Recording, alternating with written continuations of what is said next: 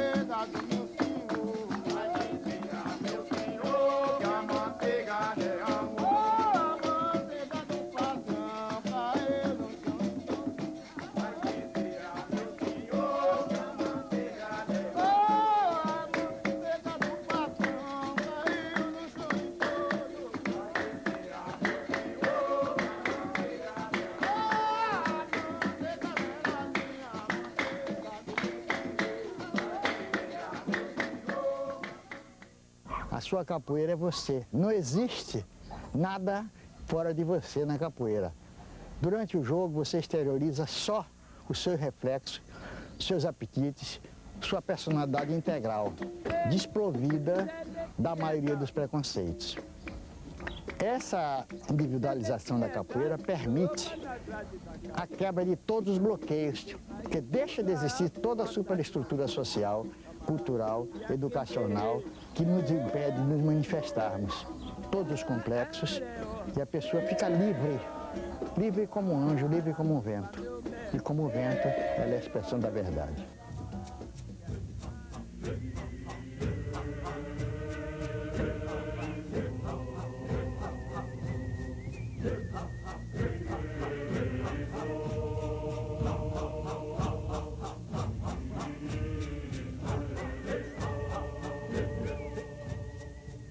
O negócio do tráfico de escravos negros para o Brasil começa em torno de 1549.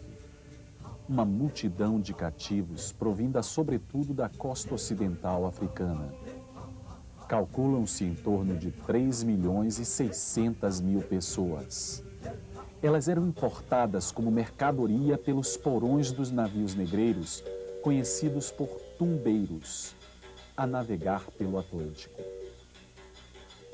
O mercantilismo ultramarino, lucrativo comércio de especiarias, movimenta a transmigração forçada desses acorrentados como método produtivo clássico da escravidão. Inicia, assim, a infeliz diáspora africana com uma enxurrada de deserdados de línguas distintas, religiões dissemelhantes e costumes variados. Na Bahia, 3 etnias se destacam: os negros banto e daomeanos com linhagem Jeje e os iorubás, povo nagô. Trilogia civilizatória transplantada para a praiana urbe de Salvador, emergente metrópole colonial lusitana com promessas de riqueza e usura. Depois, se instalando na região do Recôncavo, ambientada na luxúria dos canaviais, cajueiros e manguezais. Esta mão de obra era composta por um turbilhão de culturas. De início vieram Jeje, gente doce, acomodada e rústica. Depois os Banto, pessoas unidas, que aportaram com vitalidade triunfadora, beleza nos traços do corpo, saliência no caráter inquieto e abundante vigor de sexo. Os cativos, condenados à opressão, viviam dispersos e sofriam de banzo, a saudade que mata. Com a lenta e dolorosa passagem dos anos, eles vão se incorporando ao trânsito escorregadio entre a senzala e a casa grande. O preto, recém-chegado, denominado de boçal, ainda com o coração na África, com o tempo passa a se chamar de ladino, já com pé na América. E é nesta nova circunstância que inicia a preparação da sua possível sobrevivência. Isto se dá pelos processos de adaptação, integração e da reorganização no mundo novo, terra de branco, como designava o nativo. O colonizador lusitano, ao conquistar a zona tropical que os índios chamavam de Pindorama, inaugura o seu poderio com um olho temeroso e o outro bem aberto para os perigos ao seu redor. O fidalgo Reinol, obediente às exigências do perverso sistema escravagista, observa desconfiado as primeiras sementes das discretas rodas de vadiação do Capadócio. À distância, essa contradança germina sob suspeita nas cabanas, mas vai se expandindo com cautela e de forma subterrânea. Nesse terreiro de injustiça social, desabrocha a miscigenação. Índios brancos e negros fundam e tecem a formação do povo brasileiro. Uma raça mestiça que interage na pele, no osso, no sangue e na maneira de ser. Uma multicultura gerada no pêndulo que oscila entre o domínio e a entrega. Uma convivência suspensa no intervalo da violência e do dengo cestroso. Um convívio secular que percorre a estupidez do mando e o afago em segredo. Refazendo-se cada dia e misturando-se cada noite, porém numa qualidade de confronto disfarçado. A preservação da identidade cultural do homem escravizado se dá no escondido, na penumbra, no disfarce. Meio oculto, quase invisível, legítimo simulacro, revelando o prenúncio de uma ágil irreverência velada que se insinua pela sombra da manha e a réstia do fingimento. Uma ameaça enganosa, confundindo ou enganando sempre. Vence-se pela falsidade. Eis o lema do desafio. Toda rede de transmissão das crenças e costumes se opera debaixo de segredo, nas malocas ou nos matos roçados que os indígenas apelidavam de Caapuã-eira, vocábulo tupi. Era preciso, pois, estar prevenido, ficar de alerta em qualquer ocasião. O vitorioso, afinal de contas, é um negaceador, inspirado no mimo vaidoso da malandragem faceira. Os pretos despistam as sentinelas do Senhor na manemolência das semanas tropicais, especialmente aos domingos e feriados, quando eram autorizadas certas brincadeiras vistas como nostálgicas e ditas inocentes.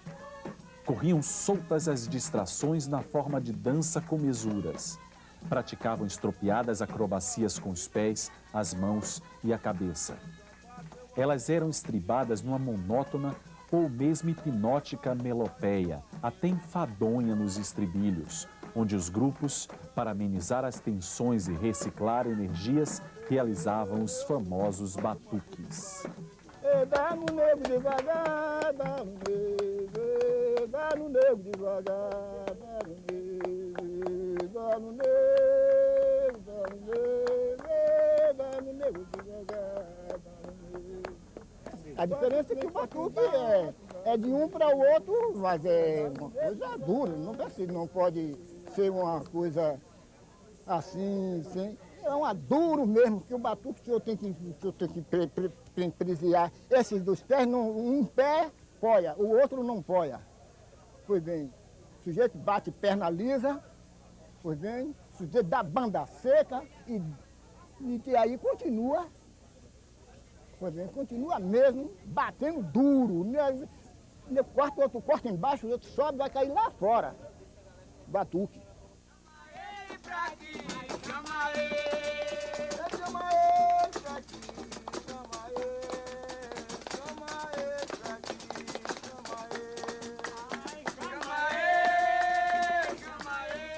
As autoridades do governo, o capitão do mato, bem como o feitor, ainda que com reservas, toleravam os jogos de corpo, as artes de simulação e os transes místicos fantasiados numa espécie de gracioso, aveludado e harmonioso festim de máscaras. Já os patrões temiam eventuais motins. Aos poucos crescia o receio de que, no meio daquela euforia contagiante, da agitação convulsiva, porém sob controle, estivesse gerando a consciência de uma conformação de identidade étnica. E o que seria mais grave, germinar embriões de revolta ou esboço camuflado de uma resistência guerreira. O poder dominante, temendo prejuízo econômico, tinha insônia só de pensar que o desejo de liberdade pudesse contaminar as senzalas. Os quilombos, anunciando-se em vales e montanhas, ameaçavam desestabilizar o sistema político imposto. As rodas primitivas nos engenhos de cana-de-açúcar tinham o caráter de folguedo, uma forma de relaxamento ao trabalho forçado e à vigilância severa dos capatazes. A carnavalização como válvula de escape às torturas no pelourinho ou ao pavor de outras punições. O suplício e o desprezo despertavam a ideia fixa de fuga. O sonho dourado do negro era ser um quilombola. Quando este anseio se tornava impossível e crescia a saudade das longínquas palmeiras de África, aí ele se dobrava em quebrantos pela urgência do esquecimento. O cativo, então, afogava o seu pranto e a sua nostalgia de excluído nas diversões, nos desregramentos lúdicos regados a aguardente com mel cabaú. Era um modo de despistar o capanga e aliviar a dor. Um elixir mágico para as duras tensões de quem pega no pesado, de quem não larga o batente, faça chuva ou faça sol.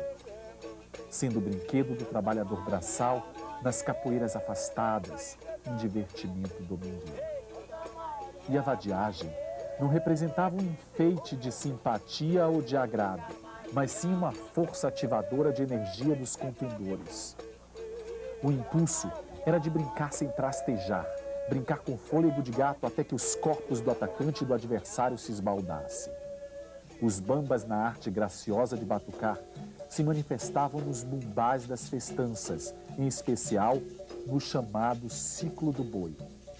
As toadas, acompanhadas ao som persistente das palmas nas mãos e nas coxas, invadiam os terreiros batidos, ambientes de preferência abertos para os movimentos livres. E essas regalias, com o passar do tempo, vão sincretizar-se às celebrações cristãs do Natal, Ano Bom, Dia de Reis, no momo carnavalesco e nas festas de largo da velha Bahia. Quem me levou para a capoeira foi a vontade de ser valentão. Eu queria ser valentão, porque eu sou da geração dos valentão. Meu pai era primo do besouro de Santa Amaro, aquele besouro que contam tanta coisa dele aí, mas eu não conheci ele. De vez em quando havia uma disputa, os capoeiristas eram espancados, como os candomblés eram arrebentados, e esse grupo esses homens do povo, eram tidos pela elite, pela sociedade dominante, como não é párias, mas como gente de terceira classe. Todos eles tinham um símbolo de guerreiro, tanto inconformados, anarquistas até, eu diria, de certa forma, mas não heróis legendários. Eram homens cuja vida e morte tinham uma importância muito, eu diria, superficial. Matar e morrer para eles é um componente, eu diria assim, eu diria até natural. Você ouvia esses homens falarem, eu não sei como é que o capoeirista hoje, se há esse espírito ainda legendário de super-homem, eu diria até. Os capoeiristas eram uma espécie de super-homem. Mas com um tipo de linguagem muito curiosa, que era uma linguagem de arte. Porque a capoeira é uma dança, é uma coisa criativa. Nas manifestações do tipo de capoeira, o entrosamento das figuras, um que joga baixo, outro que joga alto, você me tem, é uma arte, é uma construção, para mim era uma escultura viva. Hoje as mocinhas, as moçoilas, dançam capoeira, é chique você aprender capoeira. Isso há 50 anos passados é coisa de moleque, descarado, malandro, filha da puta, escória. A capoeira tem negativa, a capoeira nega, a capoeira é positiva, tem verdade. Negativa é fazer que vai e não vai. E na hora que o nego mais espera, a capoeirista vai, entra e ganha. E quando ele vê que perde, ele então deixa a capoeira na negativa pro camarada para depois então ele vir revidar. O capoeirista corre. E ai daquele que correr atrás do capoeirista. E o camarada corre atrás dele, o que é que deu a ele para guardar? Tem alguma coisa na mão dele? O capoeirista corre porque não quer matar. O próprio corpo é a percussão vibratória da cadência rítmica que varia entre a lenta delicadeza e o rude repicado. O ritual precede a luta. Por trás do silêncio de cada combatente, impera o respeito mútuo. É quando se faz a guarda do corpo e se espera a aprovação do orixá. Em seguida, bamboleiam em doce momento de sossego prazeroso, mas que avança aos poucos para uma crescente excitação, quase um transe. Uma exaltação de golpes e contragolpes que cortam o ar sob a batuta do truque afiado, rolando assim puro ilusionismo coreográfico que separa a fronteira entre o ataque e a defesa pessoal. O virtuosismo de gestos consiste na dupla não se ligar e mal se tocar. O jogo assemelhando-se a um espelho de sentimentos e intenções. Se leem perguntas e se escrevem respostas nessa linguagem de corpo a corpo. O controle absoluto dos músculos suaviza o vai e vem dos trejeitos. As juntas flexíveis fazem um floreio para desnortear o oponente e pegá-lo desprevenido de corpo aberto. Pois o manejo das fintas é o ardil para burlar e desviar a atenção, ao passo que o segredo supremo consiste em remar o corpo esquivo e investir no olhar periférico, manhoso, pronto para o revide, sobretudo para o inesperado. Essa prática, fundamentada em preceitos, executa o diálogo dos sentidos pelo ritmo da intuição. O exímio capoeirano guarda consigo o golpe pessoal, intransferível, imprevisível, um improviso visceral cuja senha está gravada na pureza cristalina do livre-arbítrio de cada um. E é quando o inconsciente se revela na performance gestual, a hora da verdade, nua e crua. São diversos elementos antagônicos que interagem em busca da união. E essa unidade aponta para a sabedoria do equilíbrio, justo ali, onde a vida se sustenta na lâmina da navalha. Ou punhal se reflete no brilho do sol. Madeira tirada no mato, com 15 dias, depois de seca, a madeira chamada biriba. Então, se bota um pedaço de couro, mete-se o arame e depois passa uma unça de verniz. É a única coisa. Não é como os berimbau de Angola, que eles tiram a madeira verde, pintam e vendem aos turistas por um bom berimbau. No entanto, o berimbau autêntico, verdadeiro, são esses. São esses que eu faço. O berimbau era um instrumento usado na África para outros tipos de rituais. Era um instrumento que era usado para as pessoas, às vezes, ir caçar e ficar um tempo lá. Também era usado para as pessoas em certos rituais fúnebres. Então ele tinha uma outra função. O ritmo é o mestre da capoeira. Então o berimbau, como comanda o ritmo, o berimbau passa a ser o mestre. Antigamente, o tambor, né, era quem comandava o ritmo. Então, o tambor era o mestre de capoeira, assim como no candomblé. Existem 3 hipóteses fundamentais a respeito da origem da capoeira. Uma é que ela veio no bojo do navio negreiro já formada. A segunda, que é um fenômeno de desenvolvimento rural. E a terceira, que é um fenômeno de desenvolvimento urbano. Mas, em todos os casos, as raízes da capoeira, inegavelmente, inquestionavelmente, residem na África, principalmente com o povo Bantu abaixo do Saara. Então, a meu ver, na minha opinião, considerando todas a história da capoeira, as várias formas em que a capoeira se manifestou através do tempo, tanto em Rio de Janeiro, como em Salvador, como em Recife, e se nós lermos as descrições da capoeira antiga, a meu ver, capoeira é um fenômeno urbano. A capoeira se desenvolveu nas cidades, cresceu, assimilou muitas roupas novas, influências. Em cada lugar ela se apresentou de uma certa maneira como um arquetipo africano no Brasil, que se manifesta diferentemente, mas existe inerente nessa cultura. E vai ver que a propagação da capoeira se deu por via marítima, onde havia portos, onde há portos em que existe uma população portuária representada por marinheiros, carregadores, estivadores, arrumadores, homens de força e que dentro do recôncavo baiano ficavam sujeitos ao ciclo das marés. Então, nesse período entre a maré cheia, pré-mar, e a vazante, o carregador fica sem fazer nada. E eu não conheço jeito nenhum de baiano que não está fazendo nada, não está bebiricando e batucando. Os índios, eles tinham duas formas, duas técnicas de agricultura conhecidas como a coivara e a capoeira. A coivara consistia na queima do mato após a colheita. Após essa queima, ou algum tempo depois, eles fazerem o replantio. Será coivara. A capoeira, eles cortavam o mato ralo, mas eles não queimavam os restos da colheita.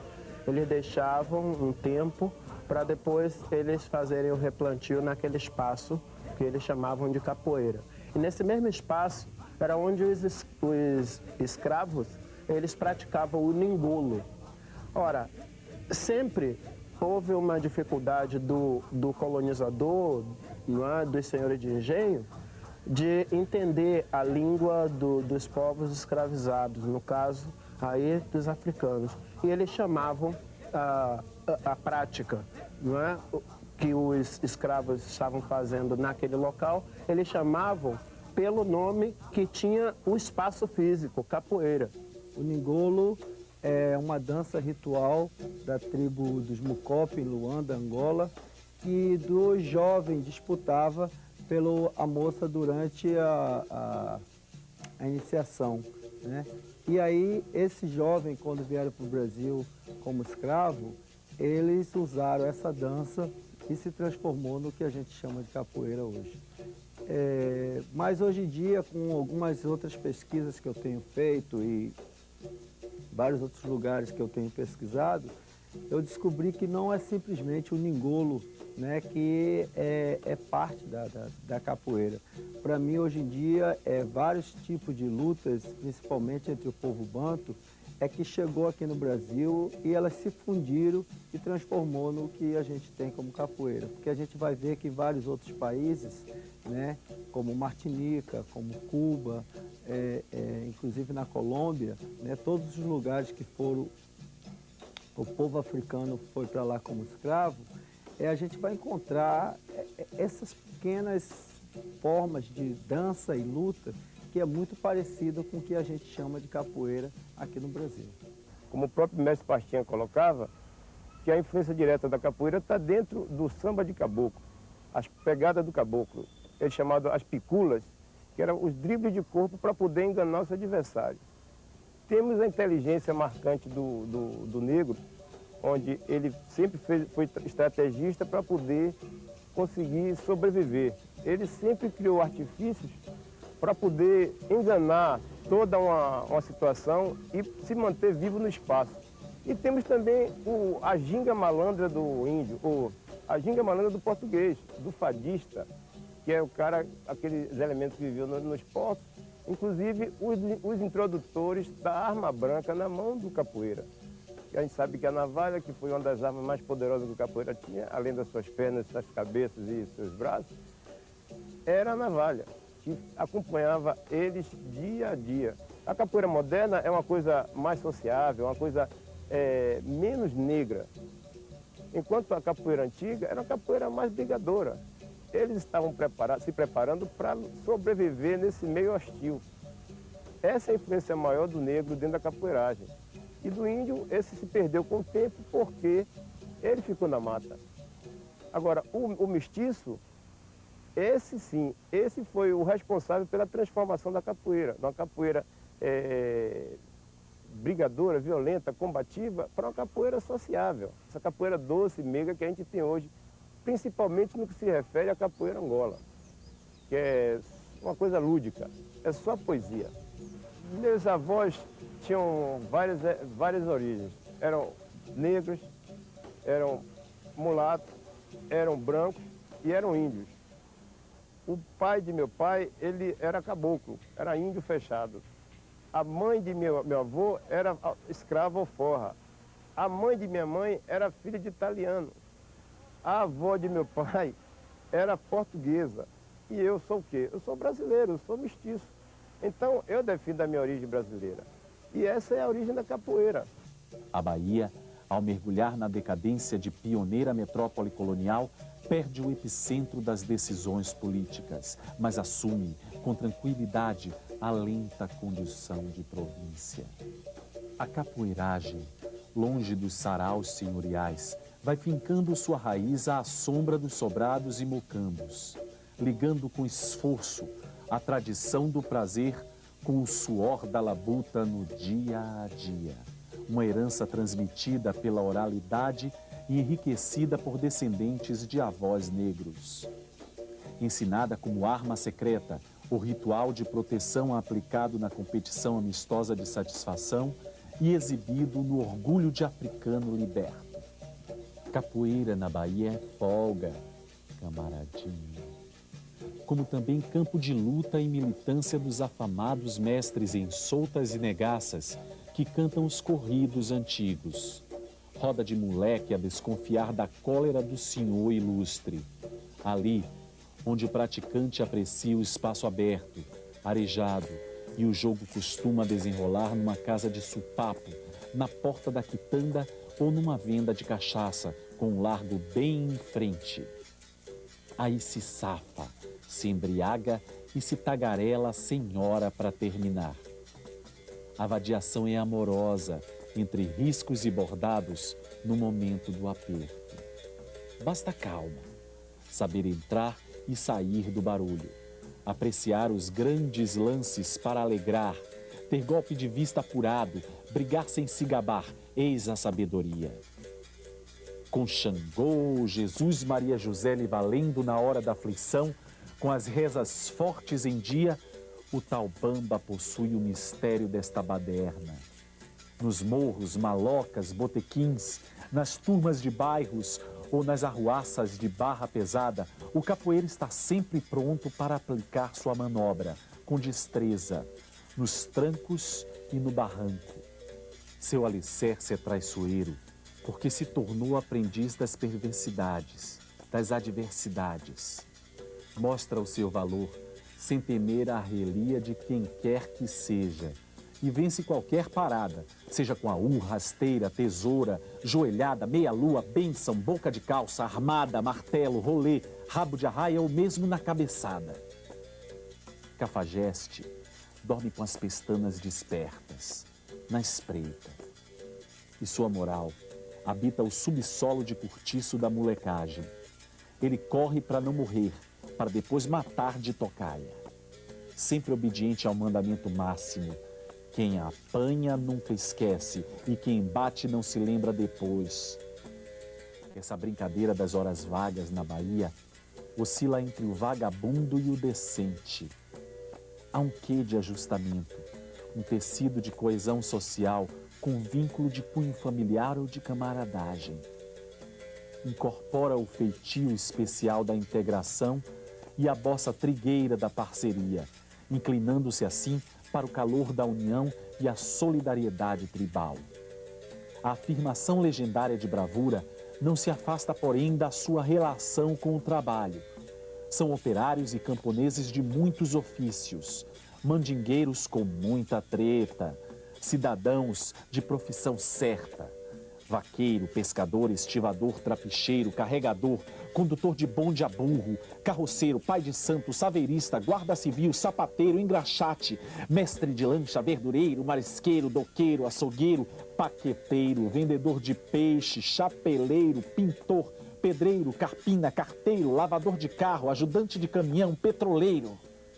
Mas essa capoeira que nós jogamos na Bahia, que se caracteriza pelo ritual, pela musicalidade, pelo ritmo ijexá especificamente, não existe em lugar nenhum. E a nossa concepção é de que capoeira se joga sob ritmo, sob música, sob cântico. É uma atividade lúdica, simulando uma luta. É uma mentira muito grande, porque não é luta, nem é jogo. Não é jogo, mas é luta. Não é jogo, mas é brincadeira. Não é brincadeira, mas é de verdade. Então, nós estamos sempre simulando uma situação de perigo para o outro, e o outro se defendendo e se esquivando. A maioria dos grandes mestres de capoeira, principalmente em Angola, são xiquerangomas, são ogães de terreiros. A capoeira também ela é sagrada, ela é vista como uma dança, como uma luta, né, sagrada, né? E como tudo na vida, né? Tem o seu lado profano, tem o seu lado sagrado. Quando o candomblé era perseguido pela polícia, né, quem os defendia, né, esses grandes terreiros, eram os grandes capoeiristas, né? Inclusive, a capoeira também era trabalhada no fundo de quintal, né, dos terreiros de candomblés.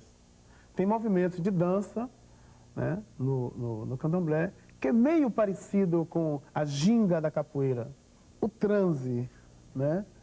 Então, quando você toca o berimbau, a pessoa recebe a mensagem, né, desse som externo, né, que entra em contato com um som interno, né, que liga o movimento. É do meu conhecimento de que os índios também jogavam capoeira. Eles iam muito com os angolanos, né, na época, pelas capoeiras, e ficavam observando os animais brincando, né? E dali também se trazia muito movimentos, porque o povo banto foi quem mais conseguiu se aproximar da cultura indígena, né, brasileira. Eu acho que o mistério da capoeira é muito a força que você tem, né, do desejo centrado, centralizado. Então, você quando se centra e se centraliza, você fica muito mais misterioso, você fica muito mais forte. Mistério é fortaleza. A brincadeira da capoeira, né, do seu movimento, da sua arte, da sua beleza, junto com a beleza do movimento, né, dos mistérios do candomblé, se juntam na medida em que nós sabemos dividir a hora do sagrado e a hora do profano. Todo bom mestre, ele respeita o mestre do outro. Todo bom mestre sabe passar o seu conhecimento, não tem medo de passar o seu conhecimento. Todo bom mestre, assim como todo bom pai de santo, assim como todo bom babalorixá, assim como todo bom tata de inquice, passa a sua sabedoria, o seu conhecimento, respeitando o mestre que cada indivíduo tem.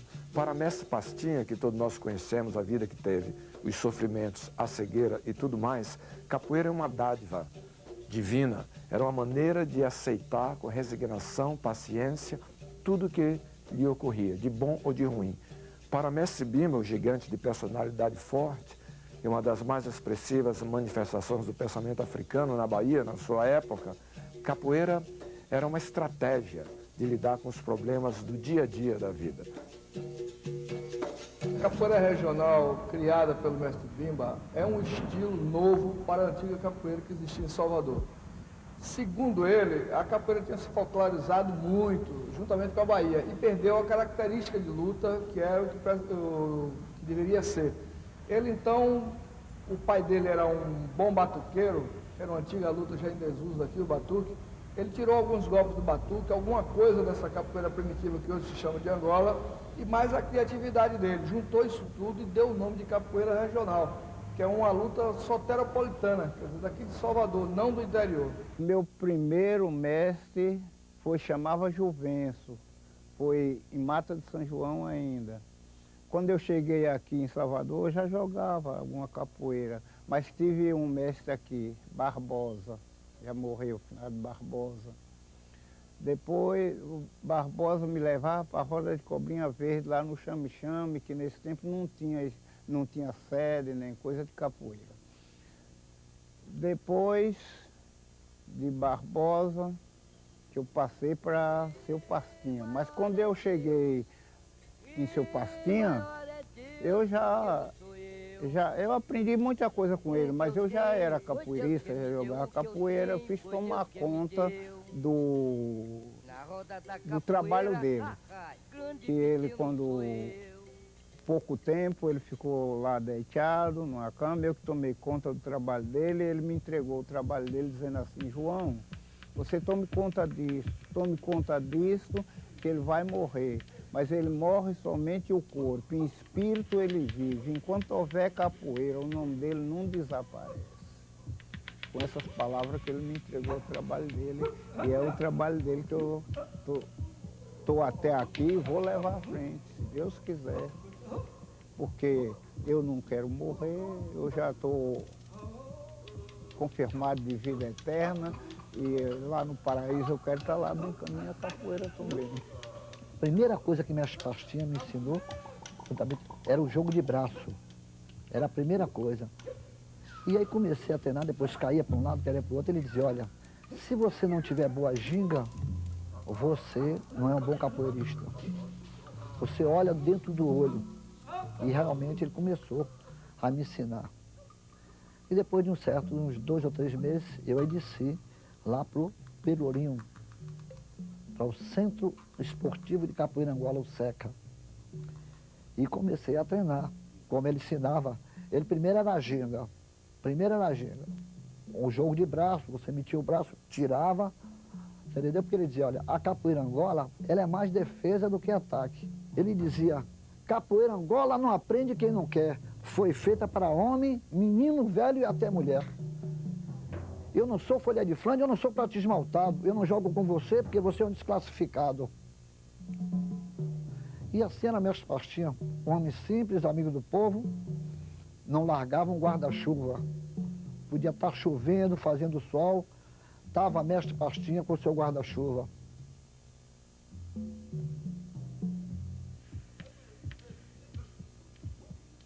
Pastinha? Pastinha? É. O que é que está sentindo agora? Nada. Hein? Eu estou absolutamente nada. Estou bem, graças a Deus.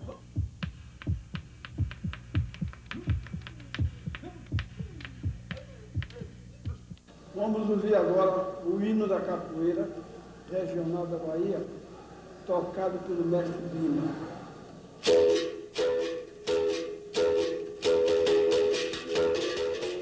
Logo aos 6 anos, meu pai já me levava para a academia, no terreiro, no centro. E aqui no Nordeste era onde se realizava as festas de formatura, de batizado, exames. Durante a semana, terça e quinta, sempre tinha apresentação de samba de roda, candomblé, capoeira, maculelê, enfim.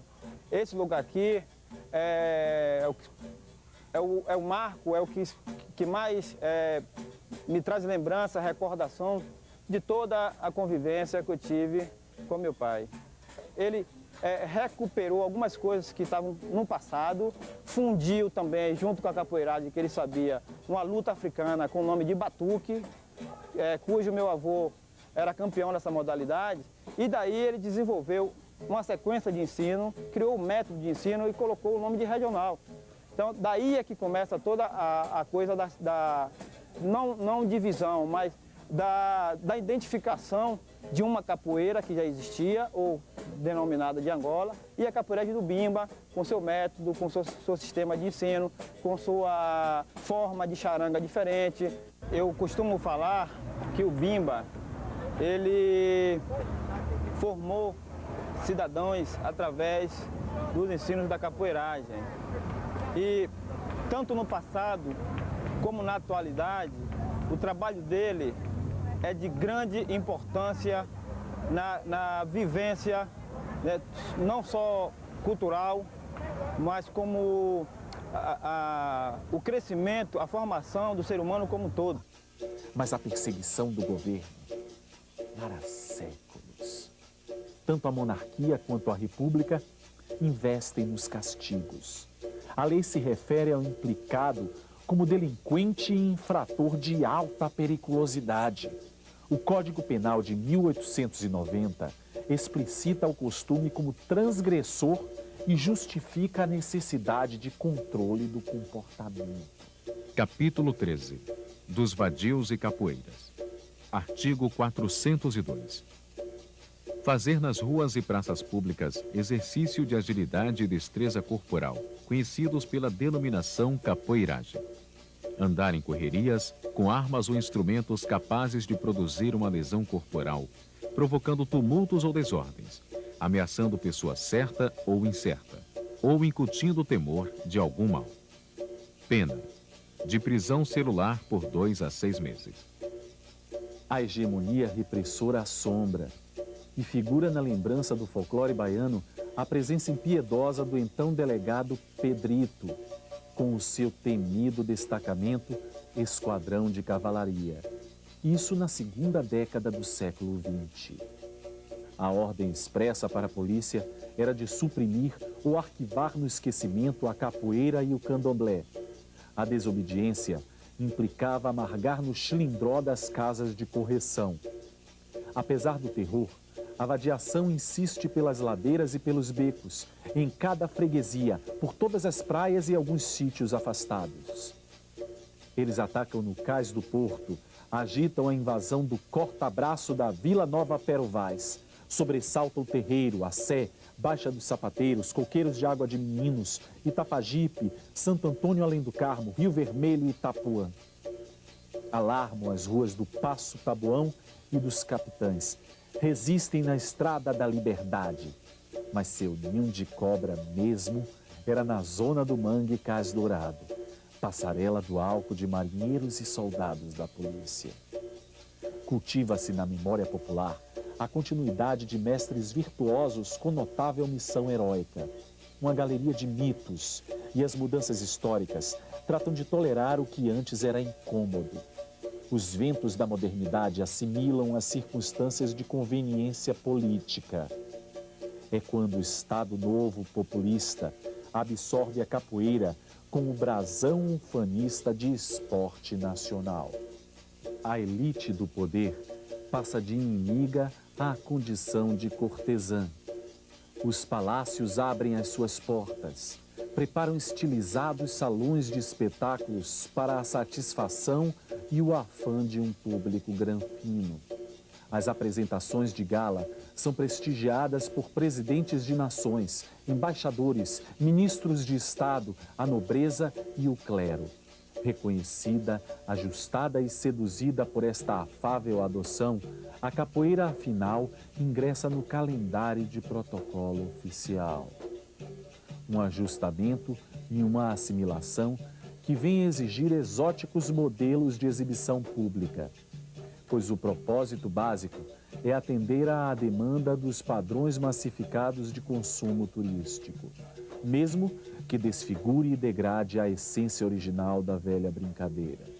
Olha, a escola de medicina ficava no Terreiro de Jesus, próximo à Academia de Mestre Bimba.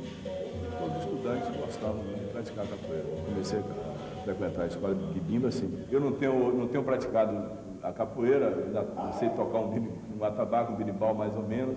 Me lembro de todas as músicas que Bimba criou, quase todas, e outros capoeiristas criaram. A capoeira como arte, como luta, nasceu aqui na Bahia, enfrentou várias dificuldades para se firmar como uma coisa salutar, de exercício, de dança, de ritmo, em função de muitos preconceitos da época, que existiam na época.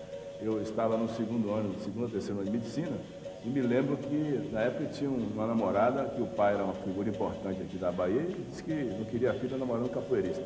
Aí nós terminamos, inclusive, o namoro em função disso, porque eu realmente me dedicava à capoeira, ia nas festas de largo, jogava capoeira em roda de festa de largo. Foi a bandeira levantada por mestre Bimba, que foi um incentivador, o maior mestre de todos os tempos, né, da capoeira anglo-regional, quando ele se dirigiu ao presidente da República, na década de 50, Getúlio Vargas, para tocar para ele, mostrar a ele que a capoeira era uma dança e não tinha nada que ficar marginalizado, e daí começou a sair da marginalidade. Essa capoeira Angola que a gente vê hoje aqui em Salvador não é a capoeira primitiva dos escravos. Tinha que ser uma luta forte, violenta e definitiva, já que era uma luta de libertação, simples, mas definitiva. Hoje o que a gente vê mais aqui é a pantomima da capoeira Angola, quer dizer, a vadiação da capoeira Angola. Ela perdeu muito o caráter de luta, talvez pela repressão que sofreu no passado. Mas se alguém disser, vamos fazer a capoeira como se fazia há 100 anos atrás, é conversa fiada. A gente não alcança tão longe, é apenas uma questão semântica, uma postura política. A postura mais realista é dizer, porque não vamos trazer influências novas na capoeira, que são desnecessárias, mas vamos deixar a arte crescer, se desenvolver, refletir a realidade e ser capaz de satisfazer as necessidades contemporâneas daqueles que são seus adeptos. Existem pessoas que dizem a capoeira não cresceu, a capoeira inchou. A capoeira de hoje em dia é muito pior do que a capoeira do passado. A capoeira de hoje em dia é mais violenta. Eu não consigo entender esses julgamentos de valor em termos da capoeira. Em primeiro lugar, tradicional não é alguma coisa quantificável. Ninguém ou nada é mais tradicional do que outro. Mas tradicional em que sentido? Porque a maioria das coisas que nós vemos na capoeira são tradições recentes, são invenções num certo período de tempo. Ninguém sabe, ninguém tem acesso a uma capoeira que se projeta muito longe. Não existia documentação de vídeo, não existia cinema, a tradição oral da capoeira não vai muito longe no passado, as tradições escritas da mesma forma. Então, na verdade, tudo que nós conhecemos, tudo que nós falamos sobre capoeira, é sempre um processo que reflete a época em que se está. Então, a meu ver, o que existe, a capoeira se transforma, a capoeira tem essa capacidade de não estagnar. Se a gente deixar e dizer a capoeira não é mais aquela e tentar estagnar a capoeira morre. Depois que mestre Pastinha perdeu a academia dele, a maioria dos mestres angoleiros se afastaram. E poucos mestres de capoeira Angola estavam continuando da aula, né? Um desses poucos mestres era o João Pequeno, mestre João Pequeno, que continuava com a sua academia no Forte Santo Antônio. E aí Moraes veio do Rio de Janeiro, né? E eu juntamente com ele, e a gente começou a sentir a importância de mostrar a capoeira Angola novamente. Porque esses mestres, na verdade, não tinha como se expressar.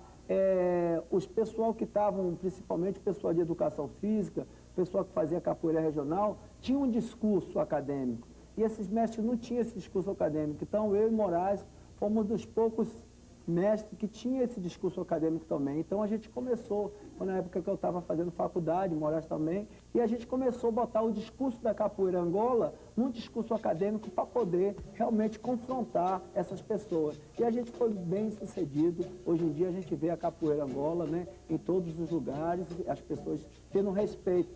Para mim, o capoeirista que vive lá fora, ele vinha aqui no Brasil, é como o muçulmano ter que ir a Meca, pelo menos uma vez na vida, ele vai ter que vir aqui na Bahia beber água na fonte. Então, é aqui que ele começa a aprender o que é malandragem, né, o que é mandinga, o que é jogo de corpo, porque isso é uma coisa aqui do dia a dia, isso é uma coisa da gente, é uma coisa que a gente vive. A malandragem, o jogo de corpo, isso é da gente, é pegar um ônibus na rua, dar uma corrida ali para pegar uma... Entendeu? Então, eles não têm esse dia a dia. Mas quando eles vêm aqui no Brasil, subir uma ladeira, então eles começam a entender o processo de como a gente se torna capoeirista, porque o capoeirista ele se torna capoeirista. Você não simplesmente aprende a capoeira, você se torna um capoeirista. Não fico mais de um ano fora do Brasil. Eu tenho que vir aqui, eu tenho que viver aqui, eu tenho que sentir essa energia. Porque, na verdade, lá você é como se fosse uma esponja, né? Então as pessoas estão retirando tudo de você, né? E aí daqui um ano você fica completamente seco. E aí quando você volta aqui no Brasil, é que quando você consegue pegar toda a sua gama, toda a sua energia, todo o axé. Na época da Bossa Nova, eles ficaram muito interessados pelo swing, pelo o ritmo, que era bem diferente, bem particular do brasileiro. E a capoeira entrando nos Estados Unidos, ela não só é divulgada dentro do país, como ali tem todos os meios, né, todos os focos assim, da mídia internacional, ela sai primeiro pelos Estados Unidos. Então, em particular, em Nova York, onde eu moro, se você for conversar com pessoas que já estão fazendo capoeira há mais de 10 anos, lá fora, ou não diria 10 anos, não só isso, mas vamos dizer assim, por 2 anos, elas conhecem, elas sabem muito mais da história da capoeira do que um brasileiro que já começou há 2 anos, no mesmo tempo de capoeira. Ela sabe da história do Brasil, ela sabe da geografia.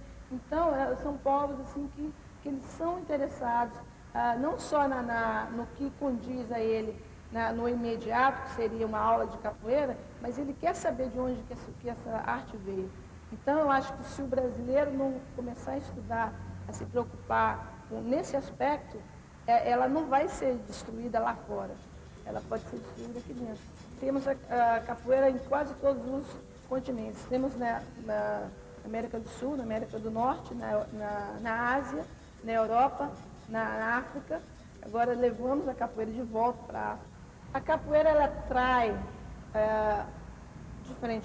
os povos diferentes assim, de todo mundo pela espontaneidade da capoeira, pela plasticidade dos movimentos, pela criatividade que o capoeirista traz nas rodas de capoeira. Você vendo um jogo de capoeira, parece que a coisa é coreografada. A partir do momento que eles entendem que aquilo não é coreografado, então já se vem a surpresa e o desafio de como fazer isso, como aprender isso. Essa euforia, através da linguagem das artes plásticas, fez com que tivéssemos a necessidade de incorporar a linguagem que era internacional, sei lá, universal, das artes visuais, nós adaptássemos ela ao local, à cidade. Era o toque da nossa infância, da nossa puberdade, dos nossos folguedos, da nossa boemia. É isso aí. E começamos, então, lentamente a frequentar. Alguns artistas escolheram se aproximar dessas fontes populares de origem afro-baiana, especialmente. Eu utilizo os elementos da minha volta, do meu meio, da minha cidade, como um componente temático. Como eu posso não usá-lo também para exercitar o domínio da própria forma? É isso aí. Então, esse excesso de folclore é tão pernicioso como a ausência total dele, ao meu modo de ver. Estou dando agora a mensagem a você, meu? É isso aí. O excesso de folclorismo dá numa manifestação dependente, na qual a criatividade, a invenção fica marginalizada. É isso aí. É preciso, seja arte erudita ou arte popular, como assim são chamadas, serve ao artista de hoje, ou de sempre, talvez, quem sabe, como um elemento de apoio, mas não inibidor, como uma forma de freio, mas como um estímulo para se recriar. Nós somos o que a cidade nos oferece em N níveis, do mais simples ao mais complexo. A arte popular é uma expressão mais contida, mais sintética. Tem um poder colossal, mas é frágil. Ela se adapta e modifica-se. A arte erudita, ela tem uma estrutura muito mais rígida, de um lado, porque há um conceito em cima dela e há um domínio de técnica avançada. A diferença é só essa. Embora a arte erudita se inspira, historicamente, os músicos, Beethoven, Brahms, Mozart, todos eles se inspiraram em canções populares. Não tem nada de novo, não há conflito entre uma coisa e outra. Ao contrário, o que há é uma imensa fonte de influência mútua. Dançar como quem luta, lutar como quem dança. E no intervalo desse movimento muscular, dessas oposições marciais, escapa o prazer de expor a harmonia das gesticulações através do ritmo cadenciado, sendo o corpo a dimensão do tempo a trafegar no espaço, um tempo que se expande e um espaço que se contrai, num jogo de pernas, de braços, sobretudo de circunvoluções premeditadas e improvisadas. Este balé da memória muscular, constituído de sistema simbólico e código genético, uma genuína expressão corporal incorporada à arquitetura da linguagem, ritualizada no chão pelos homens sob o reflexo da dança das estrelas que ilumina o universo.